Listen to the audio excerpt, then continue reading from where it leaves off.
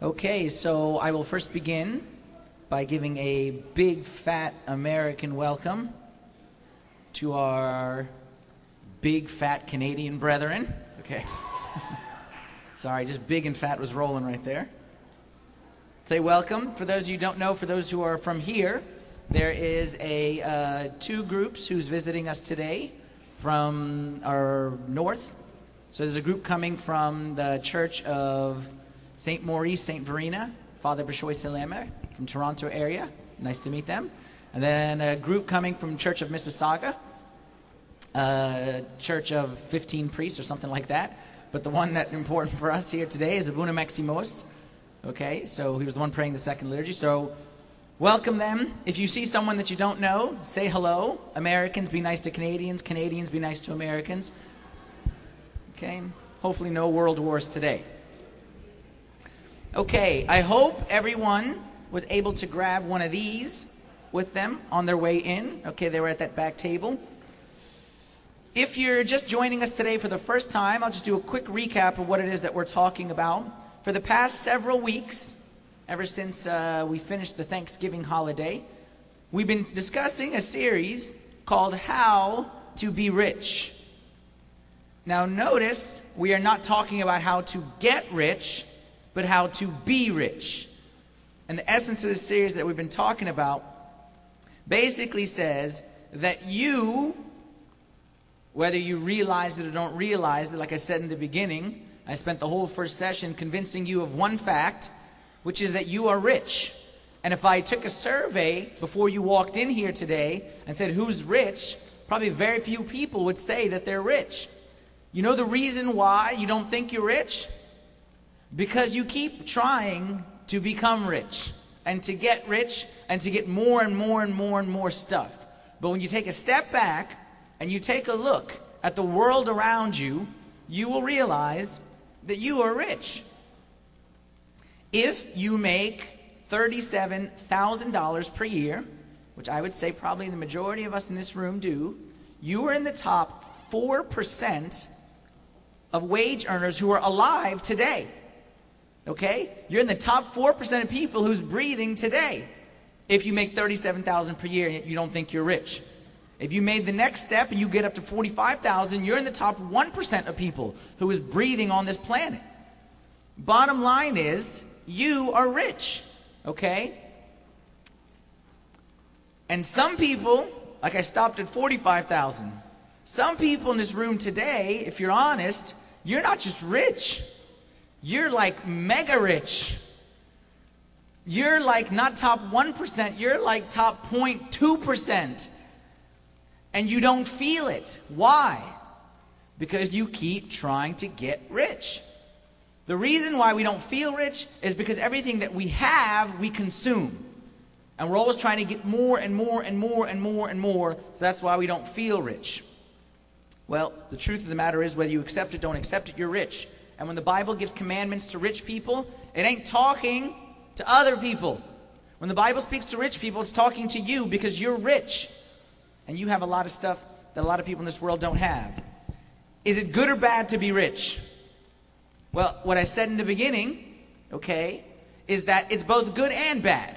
First thing is that it is good to be rich. And I'm not going to sit here and tell you it's bad to be rich. Rich is great. Don't let anyone think that I'm anti-rich. I'm pro-rich.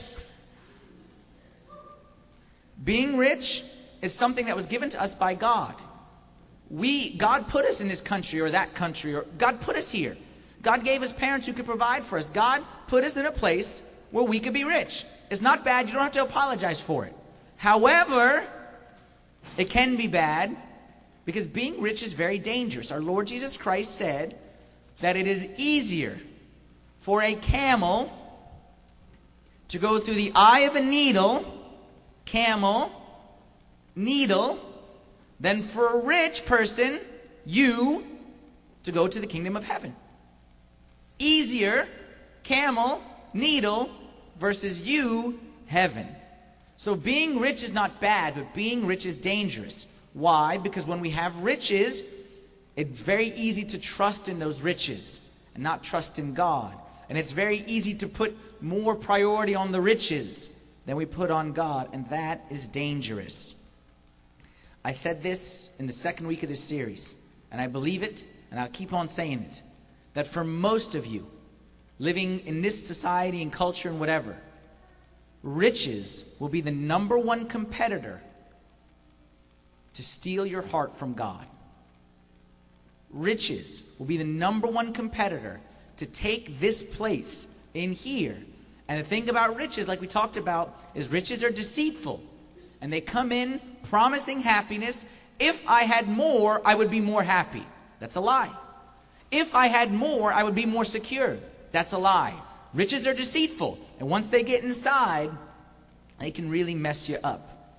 In addition, what we saw last week is it's bad news that you're rich, because being rich comes with a greater responsibility. As our Lord said in Luke 12, that to whom much is given, much is required. So because He has given us much, He requires more of us. We have a greater responsibility. And I asked you this question last week, which is, God made us rich. And if I were to ask you the question, why did God make me rich? Why did God make me rich? Most of us, if you observe our lifestyle, the answer, according to my actions, not my words, but my actions, say that God made me rich so I could have more cool stuff. That God gave me more so I could have more toys, nicer toys, faster toys, more high-end toys. Because the more and more He makes us rich, the more and more we consume it on toys or on cars or on houses or on dumb things. But then we looked at it from a biblical perspective and said, wait a minute. Maybe, just maybe, God didn't make me rich so I could have more stuff. Maybe He made me rich so I could do more stuff with it. And we saw last week about how God gives us more because He wants us to give more. And unfortunately, a fact of life, research says, this is the saddest fact ever, that the more money people have, the less they give, percentage-wise. We looked at that last week. That average American gives 3.1% of his income to some kind of charity. Average. If you take people who are making less than $10,000 a year, which is nothing, the number that they give goes up above 5%. Almost doubles. It's sad, but it's true. The less people have, the more they tend to give. And the more people have, the less they tend to give. Why? Because we think that God gives us more for me, so that I can have more stuff. And that's a lie from the devil. And that, like I said, is competing for your heart. So what we said last week, if God has given us more, we will give Him more. And the first thing we will do is we will commit to returning to God what is God's by tithing. We spoke about the importance of tithing last week and how it's stealing if you don't tithe. And then we talked about, on top of tithing to your local church, we talked about God has given me more, so I want more blessings from God, so I'm going to be more generous. Okay? I don't want God to be cheap with me, so I'm not going to be cheap with God. Giving 10% is the minimum. But then we go to charities and other things that you can contribute to. That's all just recapping the last few weeks here. Now today I'm going to wrap up this series, and I want to ask you a question.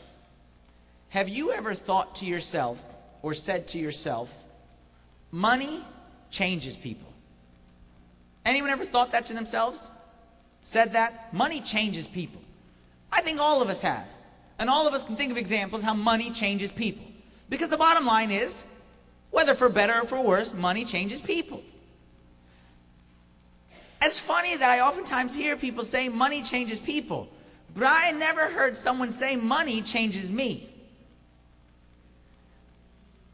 Are you people? If you consider yourself people, then you have to come to this realization that's very important. That money will change you. 100%. If it changes everyone else, it's going to change you as well. Now, I'm not saying how it's going to change you. You have a choice in how it changes you. Some people, it changes for the better.